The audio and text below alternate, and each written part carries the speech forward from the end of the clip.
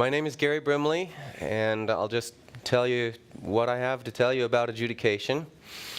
So adjudication, I guess in its broadest sense, probably one of the, I'm not a dictionary, but I think the dictionary definition would be something about a court process that judges between some things. That's probably what adjudication means to me, so hopefully that's something what you'd find in the dictionary. Of course, I can't do the word for word.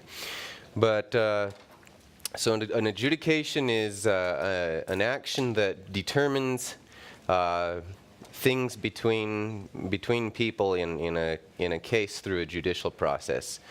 So in the case of water rights, a general stream adjudication is an action in state district court that joins all the water users. So we do a general adjudication that is a very large case. It's not a case between one person and one other person or limited parties, but it's very broad. It's as many parties as are in a watershed or a drainage, as many parties as are on a stream, or all the users of water on a certain source. So in the case of state general adjudications, the actions are governed by Utah Code 73, Chapter 4. And this map up in front of you is showing how the state is broken up into the drainages or the various river systems that have been or are still being adjudicated. As a matter of fact, most of these areas are still in the process of being adjudicated. The only ones that have completed the process or had a decree on the general adjudication area are the Virgin River, the Sevier River, and the Weber River, which are these purplish blue areas right here, and up in the Weber area. The rest of the state is still incomplete or unfinished as to the general adjudication work. And by still, I'm saying we commenced these 80 years ago or many, many years ago. So the first general adjudications took place in the 1920s, and since then basically all of the state has been opened up to general adjudications and have not been wrapped up or finished. So why would we conduct general adjudications? There's several reasons, as you can see on the screen. One of them is to bring all claims onto the permanent record. So there are water rights. You've learned yesterday about diligence claims or pre-statutory water rights before state law was in place. There were uses of water that establish a right to the use of water, but they are not of record. We don't know about them. And so the general adjudication brings them onto the record. It requires people to participate and to file their claims and basically come out into the open on their water rights.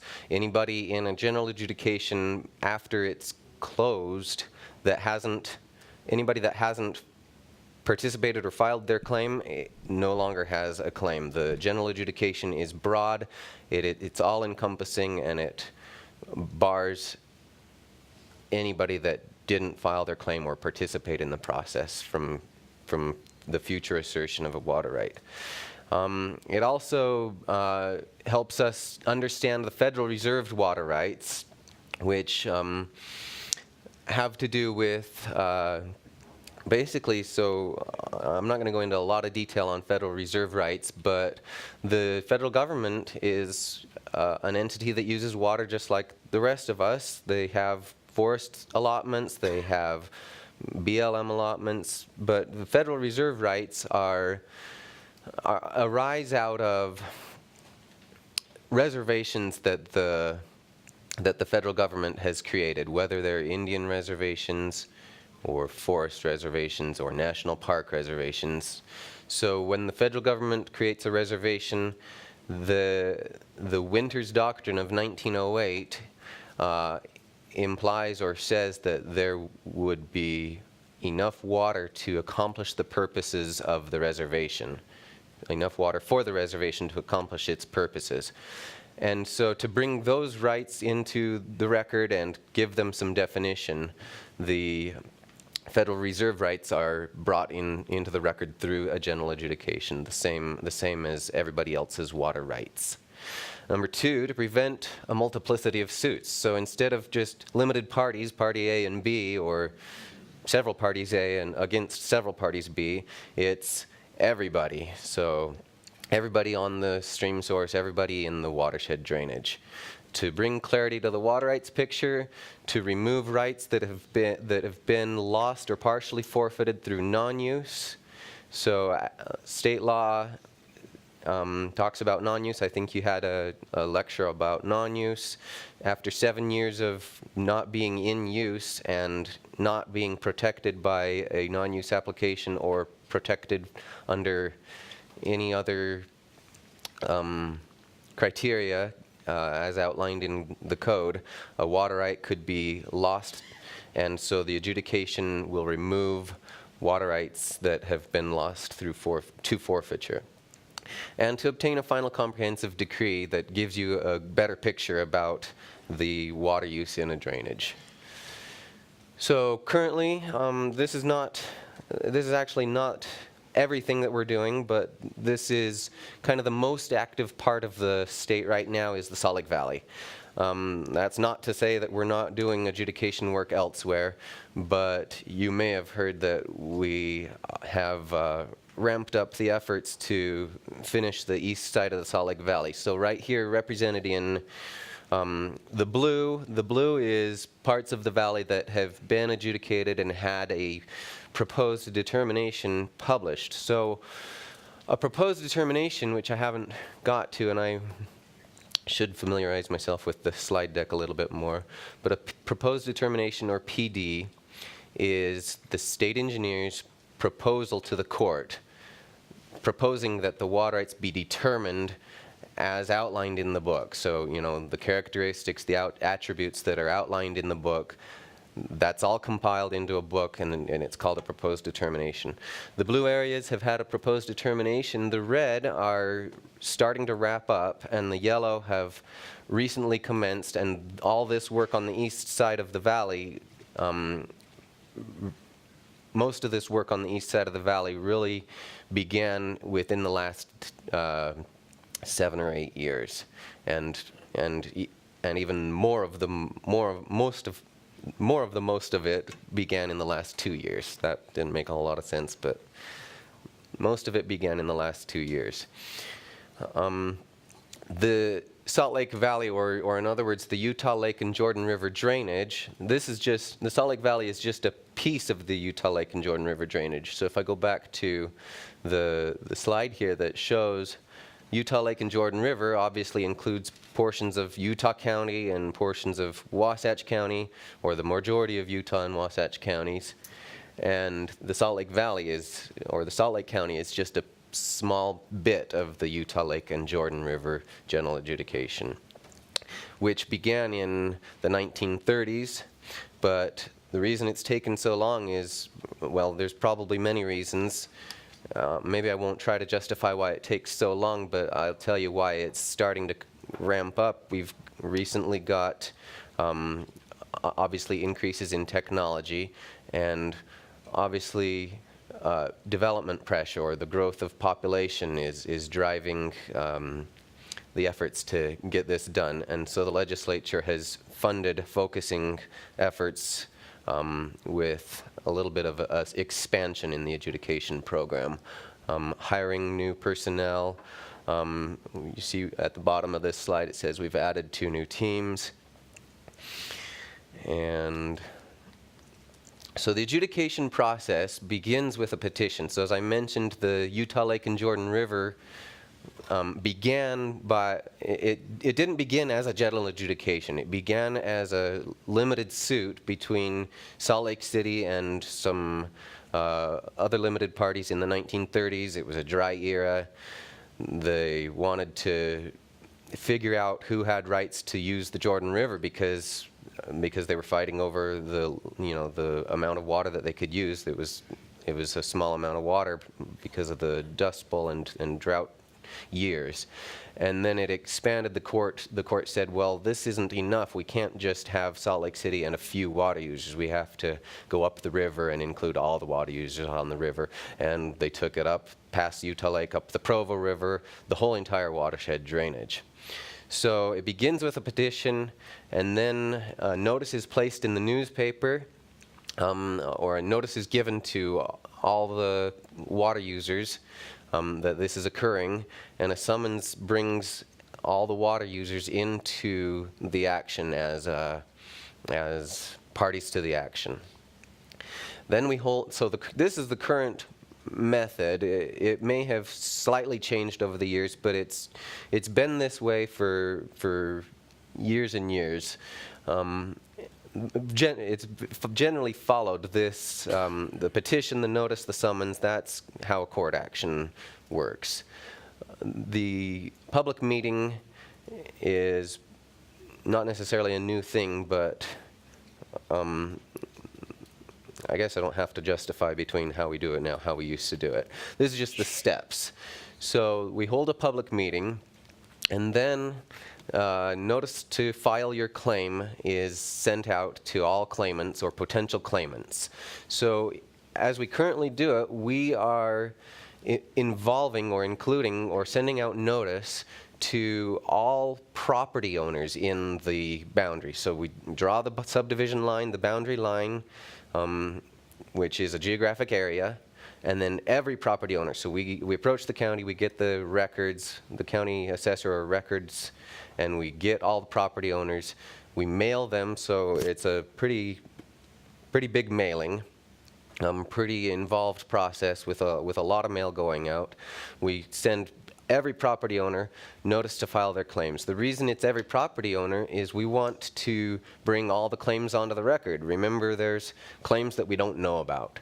And if we don't know about them, how will we know to give any claimant notice unless we involve every potential claimant? And every person or every property owner is a potential claimant if they might have water rights on their property.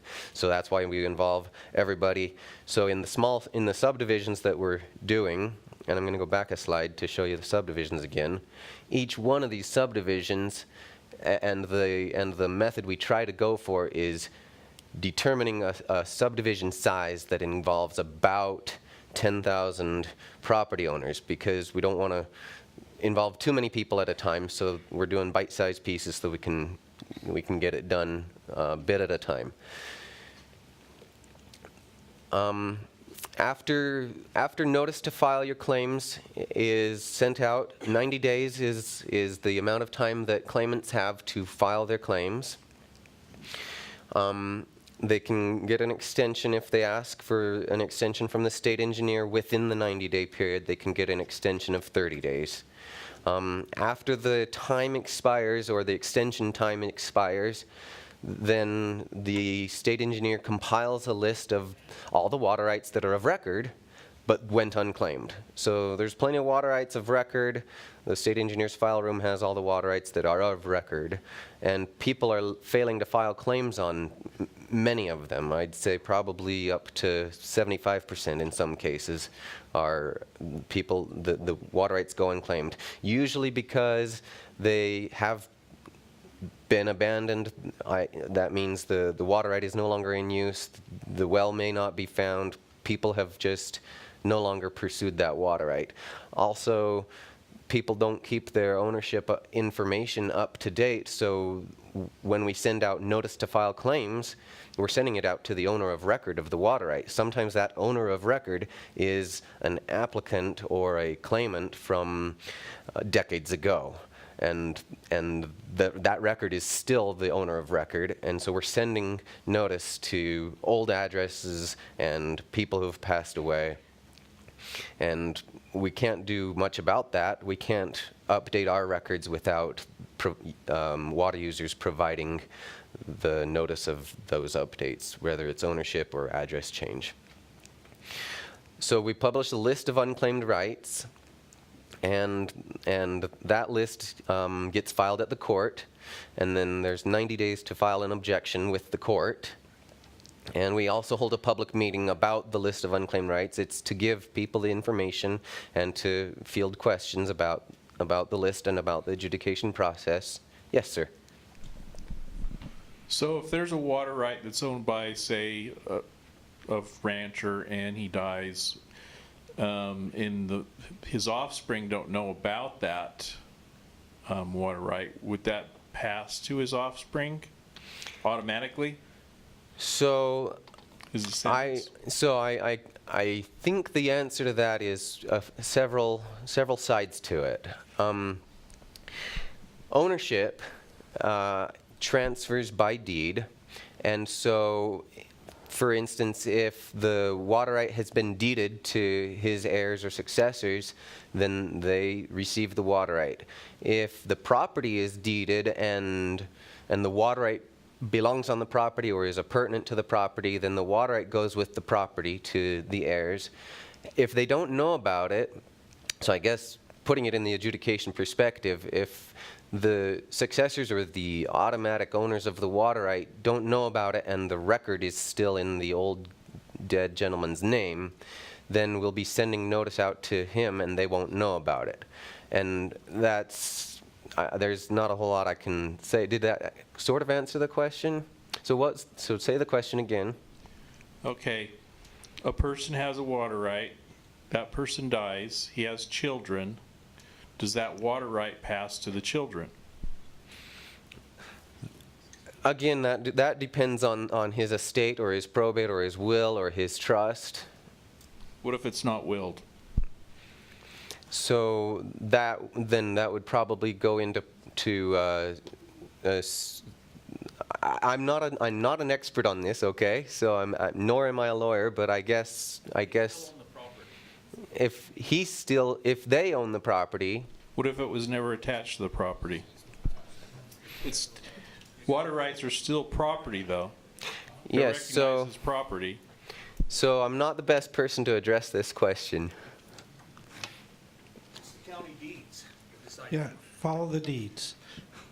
Follow the deeds. So if you're talking about that determination about his estate or about his death and the succession of his property, the water rights would probably either if they are handled in that action of settling his estate, or if they're silent. So if they're handled, then it's obvious. It goes, the water rights are recognized, explicitly determined, sent to the successors. If they're not handled, if the water right is appurtenant to the property, then it goes with the property.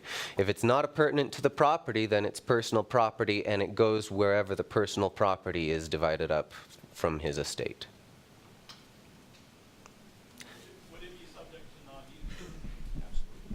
non-use? Any water right is subject to non-use. Any water right is subject to the same laws of appropriation and non-use as any other water right. So, yes, go ahead and clarify again. Did you want to? Okay, sorry. Hopefully that answered it for the most part. So if it's not appurtenant to the property, then it's personal property. Is that right, Boyd? Well, it's still in the nature of like real property because it still transfers by deed. Okay. So if it hasn't been transferred by deed, then it's still in the name of the dead person. And it has to be handled by deed. So after we do that list of unclaimed rights, the judge can do a decree on the list of unclaimed rights, and that's this box number 9. And then, meanwhile, the state engineer's office is doing claims investigations. So we do field work, we go out and visit the site where the water right is used, where it's diverted from, and we prepare our recommendation, which becomes the proposed determination again. So the proposed determination is the state engineer's recommendation to the court, and after the state engineer gets done with that process, which there's not a necessarily time frame, but we try to be efficient and get it done, we file the proposed determination with the court. And then there's another 90 days. So the 90 days to object to the proposed determination, and we mail out notice to all the water users in the proposed determination. So we're not mailing out 10,000 notices of the proposed determination, which would be to all the property owners, but we're just mailing out notice that the proposed determination has been done, and that notice goes out to the claimants and water right owners. So the cutoff that trims it down from the 10,000, we do mail out the notice of the list of unclaimed rights to all property owners, or all potential claimants is the way to say that, potential claimants. And then after number 8, the objection resolution and the judge issues a decree on the list of unclaimed rights. That's the cutoff where the potential claimants are no longer in the picture, and from there on forward, it's just the water right owners and water right claimants that participated in the action. And then after the 90 days is up, we hold, well, not after, but during that process, right after we file the proposed determination, we hold a public meeting, and in that meantime, we're also publishing final summons, which is only published in newspapers of general circulation in the county where the subdivision is, so the bite-sized piece of the adjudication. Final summons is published, and then we petition the court for a decree after all objections are resolved. So this is a slide showing the field work. We have field teams that go out and review the claims. This is showing that the state engineer holds the public meeting. So this is an example of a public meeting from one of the subdivisions that we hold. Filing water users claims. Basically, the information about filing water users claims is that the notice goes out to property owners by mail as well as in the local newspaper. So we mail out completed claim forms based on state engineers' records. So if we have a water right of record, we automatically fill in information about that water right on the claim form. A claimant to a water right of record can modify that claim form. They can strike out information and change it if they want. Any differences or any differences between what comes in on a claim form and what we verify by field is what derives our state engineer's recommendation to the court, the proposed determination. So what gets published in the PD will often be what came into our office on a claim form, but sometimes the field investigation bears out differing information, and we may recommend something different to the court than what was claimed on the water right claim, water users claim. The blank claims, so that was pre-filled claims. We also get in we send out blank claim forms so that any potential claimant can fill it in with their claim, with whatever information they are claiming. So a blank claim form will be mailed to property owners. And then in box 3 here, filing your water user's claim, you can file it with the district court or the state engineer. It doesn't matter which office you file it in. The state engineer will receive all the claims that are filed at the district court and evaluate them. And that is within the 90-day period or extensions. So one extension by law can be granted for 30 days if you request it before the 90 days is up. And then the field investigation occurs. I think I've mentioned a little bit about that.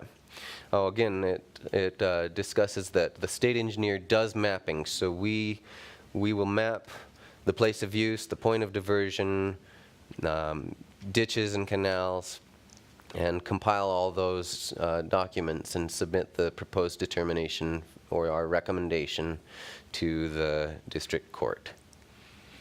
What do you call those maps, Gary? So the maps that are prepared are called hydrographic survey maps. Thanks. And how can you see them?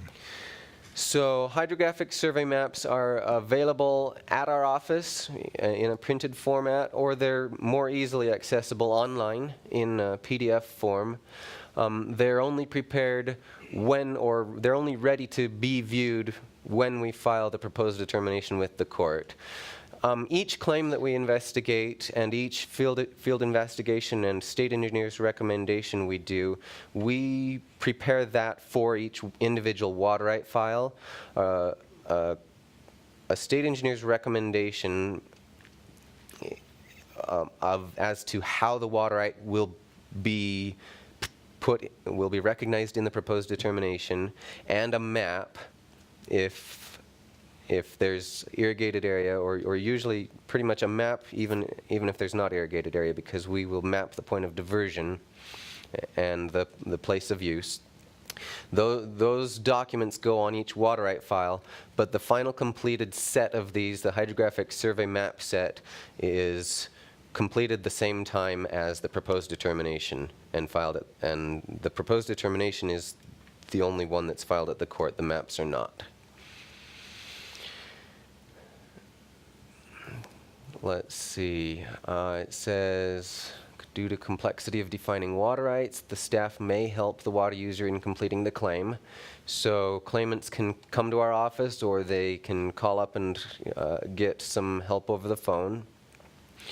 The state engineer will file all the claims with the court on behalf of the water user. So if that's kind of a scary process. You don't have to go to the courthouse. You can file it with the state engineer, and we will get stacks of water users' claims that get electronically filed with the court. We no longer take boxes of papers over to the courthouse. Claims are typically only taken on perfected rights, which would be certificated or decreed or diligence claims or underground water claims. We don't take claims on water right applications that are in that application stage that have a proof due sitting out there yet.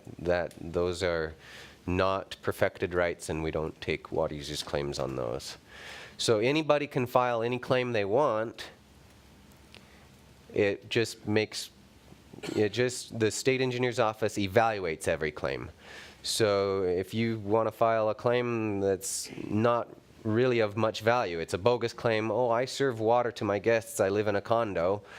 I have a municipal connection. I have a public water supplier connection I pay a monthly bill for, and I fill out my claim form and I say that. It's not really representative of a water right, but we will still receive that, and if it's filled out with the critical information, which are where the water comes from, the point of diversion, and how the water is used, the place of use, and the ownership, and a priority date, if it has that information on it, then we will evaluate it. Not every evaluation of every claim is always a positive outcome for the claimant, but we'll still evaluate your claim, so you can file any claim you want. And what do you mean it might not be a positive outcome? What will you call it? So if it has the information that we require, which are priority date, a place of use, a nature of use, a point of diversion, then we will recommend it to be disallowed. We'll recommend the court that the water right claim be disallowed. So an invalid claim, right? Disallowed. If it's not filled in with the required information, if the claim form is empty and a person fills in their name and signs the bottom and the rest of the information is empty on the form, we'll return it as an insufficient claim. We'll return it to the water user and say, sorry, this is insufficient. It doesn't have the required information. This is the snapshot. So hydrographic survey maps, the set of maps that we prepare, they're really a snapshot in time. So, you know, at the time the field review is performed and the adjudication is occurring, although it's a process, from my perspective and our perspective, it may be a months-long or a years-long process. Time is unending. And so this process that may take a small amount of time is really just that snapshot in time. It just shows what the irrigation was in 2018, April 2018, or whenever this claim was evaluated. Water uses may change, and that is an administrative process that you can do change applications on. But the hydrographic survey maps just show what's going on in the moment. The hard copies are on file with us, and you can view them on our website. Under waterrights.utah.gov, there's a link to click on that's adjudication, and then another link to click on that's hydrographic survey maps. I did talk about list of unclaimed rights. I don't know, maybe I should have put this slide earlier on in the presentation, but it's similar. It's similar to what we've talked about. So here's just more information. The list of unclaimed rights is like a proposed determination, but we don't necessarily call it that. It's not the final proposed determination. What it is it's a proposal to the court that the rights that didn't get a claim filed on them be declared abandoned, and the court can decree those rights abandoned. Again, when we publish the list of unclaimed rights, we hold a meeting to inform the public about the water rights adjudication process and about the list. The objection period is open for 90 days. People can object saying, well, wait, that list that says that my water right went unclaimed, I really meant to claim it. And they can object to the list, and at the same time that they object to the list, they should file their water user's claim saying, here's my claim. I simply failed to claim it through this process. Then that, objection resolution, again, it's a court process. If the court allows the claim, then the state engineer will evaluate the claim in the proposed determination. We try to be really lenient. So if a person says, if I missed the claims filing period and my water right ended up on the list of unclaimed rights, but it shouldn't have, and that was my mistake, but I have this valid reason, I was away in Cuba for 3 months, then the state engineer tries to just be lenient. We will often remain silent. That's not saying that we will, but often. Gary, Yes. I got a question Yes. from offsite. If you only accept claims for perfected rights, then what is the purpose of the adjudication again? That's a pretty good question. So it really goes back to bringing definition to the water rights into the record. So giving some big picture definition of all the water rights, which again, back to the slide that had the 4 reasons, and maybe I should go back to that. I think that would be valuable. Here's why we do the adjudications: to bring all the rights onto the record. So there are, there are rights that are not of record, which would potentially be represented by diligence claims, or they are diligence rights that were initiated prior to the statute and they're not of record. The adjudication requires those to be brought onto the record, and if they are not claimed through this process, then there will be no future opportunity for those claimants to file their diligence claims. That's the big one in my, yes, go ahead. And if I can add to that, the applications that aren't perfected are already on our records because that's how they started. They started by applications to the state engineer, so they're in our records. It's the ones that aren't in our records that are really the focus of the adjudication and updating the ones that are perfected that may need some additional definition. Thank you. And the additional definition, I guess I should drive home that point. There, we've been a state for 122 years, and that may not have been enough time for everybody to bring their rights onto the record, or it may not have been enough time to clarify what's really happening out in the water users community. What I'm trying to say is there are water rights that have vague information, vague definitions that basically, the record might say this water right is owned by a guy to irrigate his land, and it's either vague about where the land is or how much land is or how much of the water it is. And the adjudication brings clarity to that picture. It defines what, where, how much. It defines those things. Gary, there was an off-site follow-up to that too. Sure. What is the end result of the court's ruling? What is the end result of the court's ruling? So, okay, I'll get right to it. So the proposed determination and the end result of the court's ruling. This slide will give some information about that. So the proposed determination is prepared and filed at the court. The court can, the people can object to the proposed determination before the judge issues a decree on it. That period, that window that's open to objections, again, is 90 days. And then the court can make a decree on that. And to answer the question, the end result is that those water rights are settled as published or as modified through the objection process, whether anything changed upon the objection resolution. And the decree settles those water rights so that they are validated or recognized as proposed, or disallowed if they were recommended to be disallowed. And it quantifies the rights, and it bars future claims of unknown rights from coming into the office, to coming onto the records.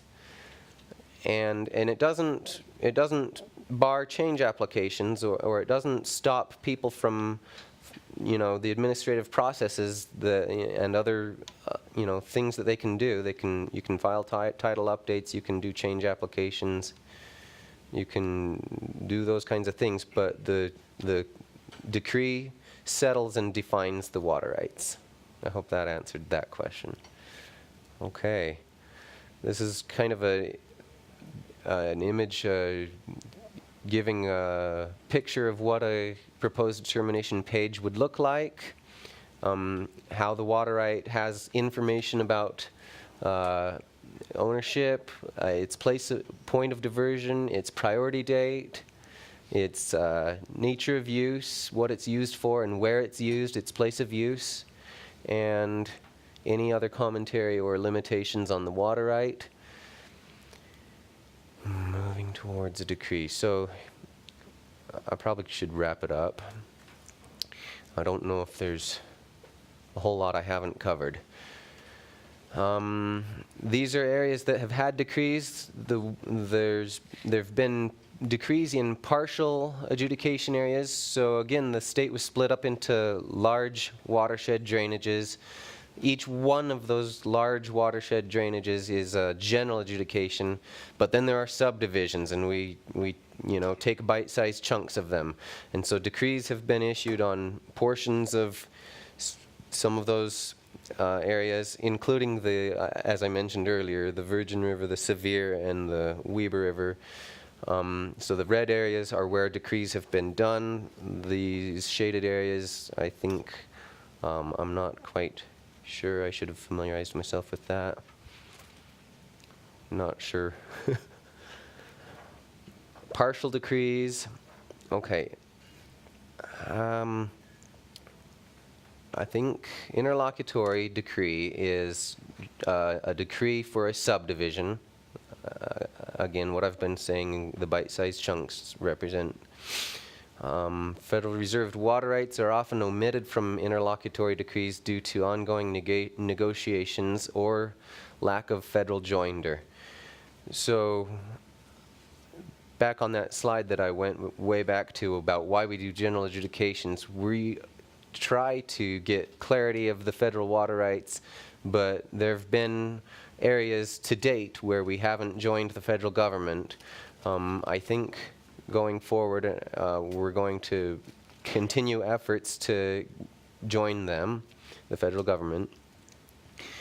Decrees often include language closing, and going forward, the statute is framed such that we will usually, or we will be able to close the respective basin from additional diligence claims. In the past, that wasn't always the case. So we've finally got the legislature and the framework to do it this way. Okay, go ahead and ask your question. The Indians and the reservations. Oh, just a second for the microphone. With the Indians and the reservations, is that all federal water or is that Indian water? That's something that I don't know. So it's Gary, I can jump in here. please do. The reservation was created for the Indian tribe, and the United States is their trustee. So they had federal reserved rights for the use of the Indians. In the end, it's water that's to help the Indians on that reservation, but it's a federal water right is the basis of it. Thank you. If a water user doesn't participate, they risk forfeiture of any rights not claimed and the loss of any right to appeal or objection. If a water right says that its status is disallowed, like on its file or on our database, there could be a lot of reasons, but it's usually disallowed based on evidence of non-use, or in other words, forfeiture. A grand jury is not a part of the adjudication process. Any other questions?